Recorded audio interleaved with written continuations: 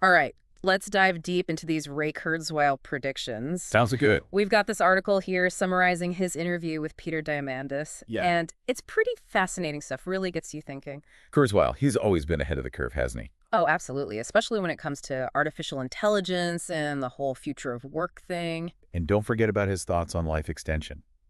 Living longer, healthier lives. Yeah, I mean, imagine a world where organ regeneration is just like normal. Wild. It's mind-blowing. So one of his biggest predictions, maybe the one that grabs everyone's attention the most, is about AGI.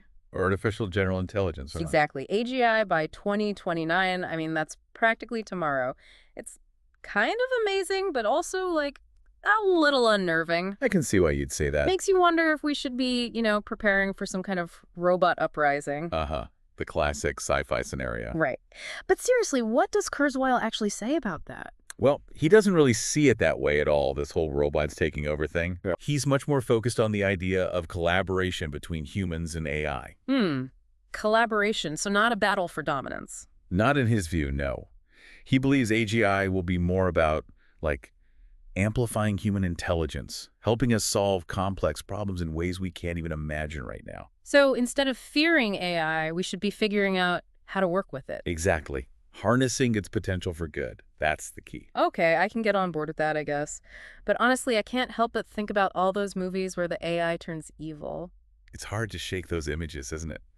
Hollywood has a way of getting under our skin. They do. So is that just pure fiction, or is there a real concern there? It's definitely important to be aware of the potential risks, no doubt about that. But Kurzweil is really focused on the opportunities. The opportunities, right? The potential benefits of AGI are huge, and he draws a really interesting parallel with the historical shift away from agriculture. Oh, you mean how technology changed farming and led to all sorts of new jobs and industries? Precisely. Yeah. Think about it. Just a couple of centuries ago, most people worked in agriculture, like 80% or more. Wow, 80%. Yeah, and now it's a tiny fraction. That's a massive shift. It is, and Kurzweil believes we're on the brink of a similar transformation.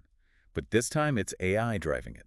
Okay, so maybe the robot apocalypse isn't right around the corner, but what about jobs? That's a big question, of course. Won't AI just automate everything and put millions of people out of work? It's a valid concern, and Kurzweil addresses it directly. His argument is that, yes, AI will automate many routine tasks, but that will free us up to focus on things AI can't do. Things that require uniquely human skills. Right.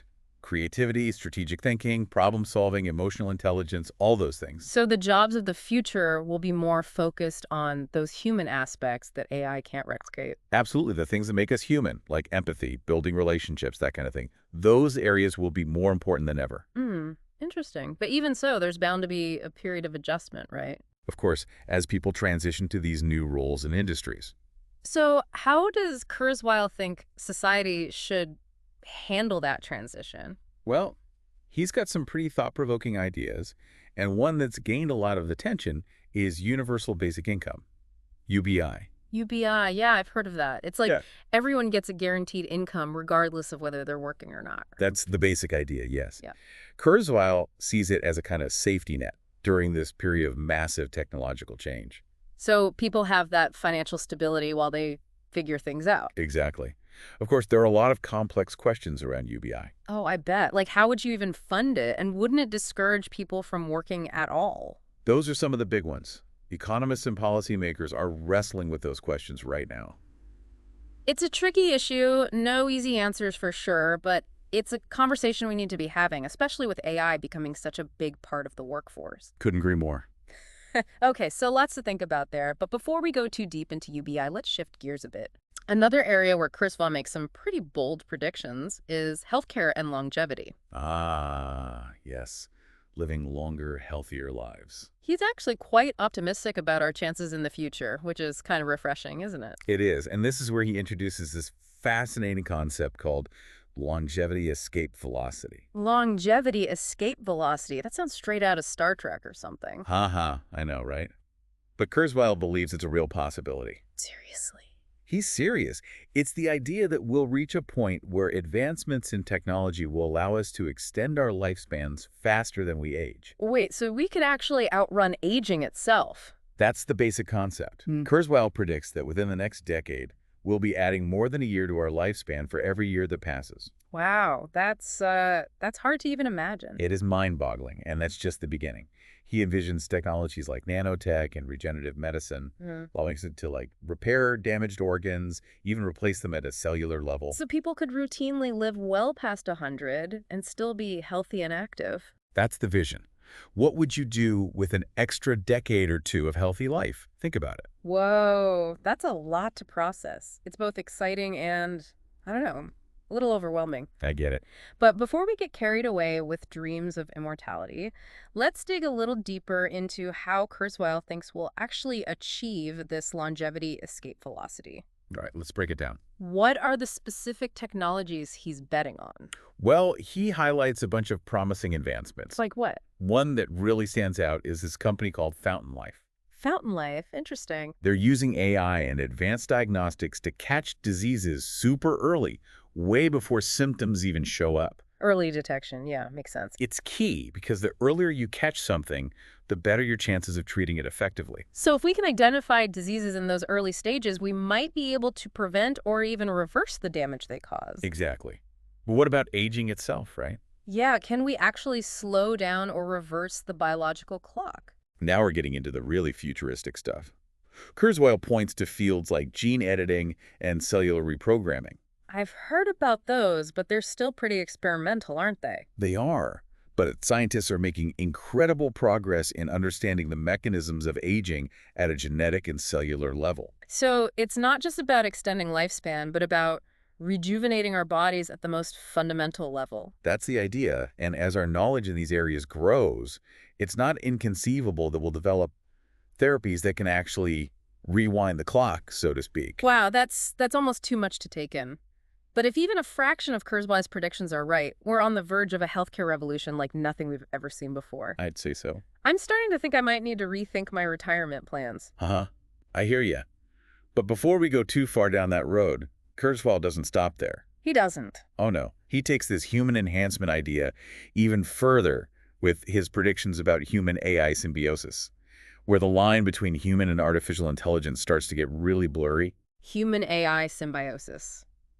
Okay, now we're getting into some serious science fiction territory. Right, it's where things get really wild. But before we jump into that, let's take a pause here. Yeah, maybe a good place to start for now. We'll pick this up in part 2 of our deep dive. Looking forward to it. All right, so picking up where we left off, we were talking about longevity escape velocity. Yeah, the idea that we could be adding more than a year to our lifespan with each year that passes. A pretty radical concept, and you mentioned Kurzweil believes this could lead to people living well past 100. And not just surviving, but thriving, being healthy and active. Exactly. So it really makes you think, how would this impact our views on work and careers if we had so much more time? It's a good question, right? Like, would we even retire in the traditional sense? It's hard to say for sure, but Kurzweil explores that, the whole idea of extended lifespans and what it means for how we work. I guess the traditional model of education, work, retire, that whole thing might get thrown out the window. It could become totally obsolete, yeah. Imagine people having decades, even centuries, to pursue different passions and careers. So instead of squeezing everything into a few short decades, we could have multiple chapters in our lives. Exactly. Each chapter focused on a different field, building new skills, contributing in new ways. Wow, multiple careers throughout your life. That's a fascinating thought. It is, isn't it? People might switch careers every few decades, maybe even go back to school in their 70s or 80s. Go back to school at 80. Okay, now that's something I need to wrap my head around. Lifelong learning would be more than just a phrase. It would be a way of life. But wouldn't that be, I don't know, kind of overwhelming, like constantly having to reinvent yourself, stay relevant?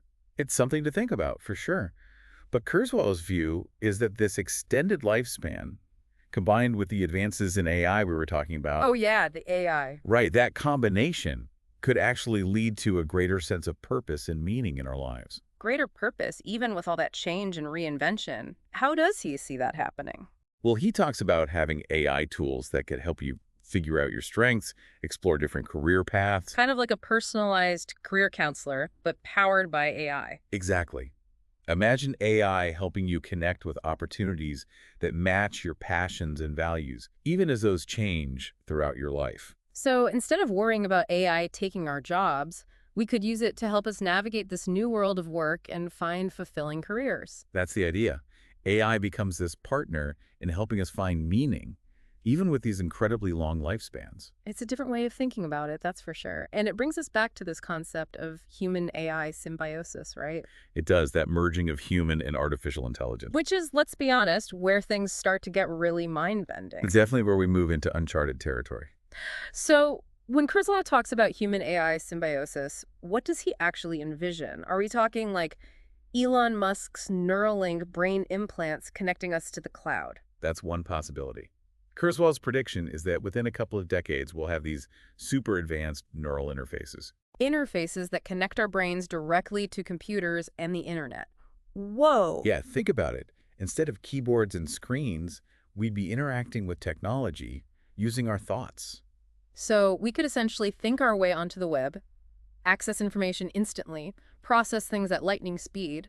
It would completely change the way we learn, how we communicate, how we experience the world. It's both amazing and kind of terrifying, to be honest. Mhm. Like, wouldn't this just create an even bigger divide between the haves and have-nots? That's a valid point, something to be very mindful of.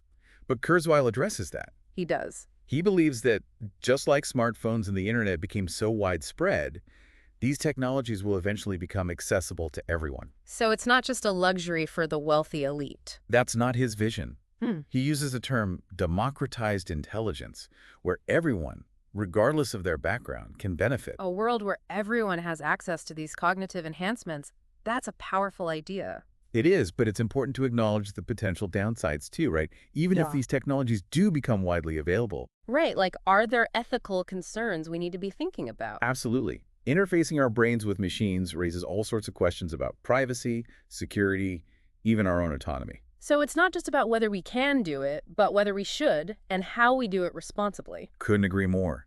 It's crucial to have those conversations, establish ethical guidelines before we reach that level of integration. It's a lot to consider, that's for sure. But as we've seen, Kurzweil doesn't shy away from the big questions. Nope, not at all. And perhaps his most audacious prediction of all is this concept of the singularity. Ah, yes, the singularity. That's where things get really, really out there. It's the pinnacle of his predictions, this future where the line between human and artificial intelligence completely disappears.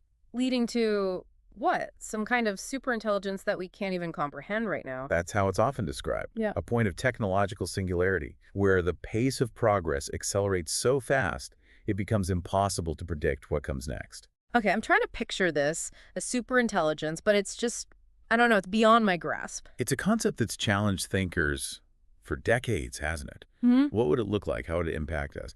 It's almost like trying to imagine a new color, something we've never seen before. A good analogy.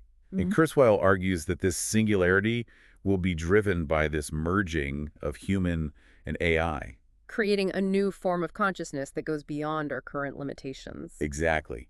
He believes it'll be a profound turning point in human history, potentially solving those huge global challenges we face. Climate change, poverty, disease, things that seem insurmountable right now. But it also raises profound questions about what it means to be human in this new reality. It's a lot to absorb. I mean, the potential to solve these huge problems is incredible, inspiring even. It is. But this idea of a superintelligence that we might not even understand, well, it's a bit unsettling too, to be honest. It's understandable to feel both awe and apprehension, for sure. It challenges everything we think we know about intelligence, consciousness, what it means to be human. So where do we go from here? How do we prepare for a future that seems so unpredictable, so potentially transformative? That's the question, isn't it? Hmm? And there are no easy answers. But I think engaging in these conversations is a good start. Talking about the potential benefits and risks of AI, thinking through the ethical implications. Exactly, trying to shape the future we want to create, collectively. It feels like we need more than just a deep dive to unpack all this, but before we get too lost in the vastness of the singularity, Right. let's take a step back and recap some of the key takeaways from Kurzweil's predictions so far. Sounds like a plan. Okay, so we've explored a lot of Ray Kurzweil's predictions, everything from AGI to longevity, escape velocity to the singularity. It's been a pretty intense deep dive, hasn't it? Kurzweil really pushes us to think big, imagine these futures that seem almost impossible. He does. But before we wrap up, it might be good to just kind of summarize what are the key takeaways here. Well, I think the overarching theme is Kurzweil's optimism about technology, Oh, optimism, yeah. especially AI, and how it can be this force for good, solving problems, driving progress. Right, he's not afraid of AI, he sees it as a tool. Exactly. A tool to amplify our abilities, help us achieve things we haven't even dreamed of yet. Like in medicine, we talked about how AI could revolutionize healthcare, early detection of diseases, maybe even reversing aging. And it goes beyond healthcare, right? Yeah. Kurzweil sees AI transforming how we work, how we learn, even just how we experience the world. AI becoming this integral part of our lives, almost like an extension of ourselves. Yeah, augmenting our intelligence, expanding our creativity. And even though there are concerns about jobs, about access to these technologies, Kurzweil ultimately believes it will lead to a more equitable society He does. He uses that term, democratized intelligence. where everyone can benefit, no matter their background. It's a powerful vision, for sure. Whether Kurzweil's predictions come true exactly as he describes them. Who knows, right? It's impossible to say for sure, but his work definitely pushes us to think about these big questions, the future we're creating, the role of technology in our lives. It forces us to confront some pretty fundamental things about what it means to be human in an age of accelerating change. I like that, what it means to be human. And I think that's the core message here. It's not just about the technology itself, it's about how we use it, the choices we make. The ethical implications, making sure these advancements benefit all of humanity, not just a select few. Absolutely. So as we wrap up this deep dive into Ray Kurzweil's world, I guess the question for our listeners is this. The big question, yeah. What kind of future do you want to see? What role do you want to play in shaping it? It's not something that just happens to us. It's something we actively create through our choices and actions. And those choices matter because the future's coming, whether we're ready for it or not. And those choices we make today, they shape the world we'll live in tomorrow.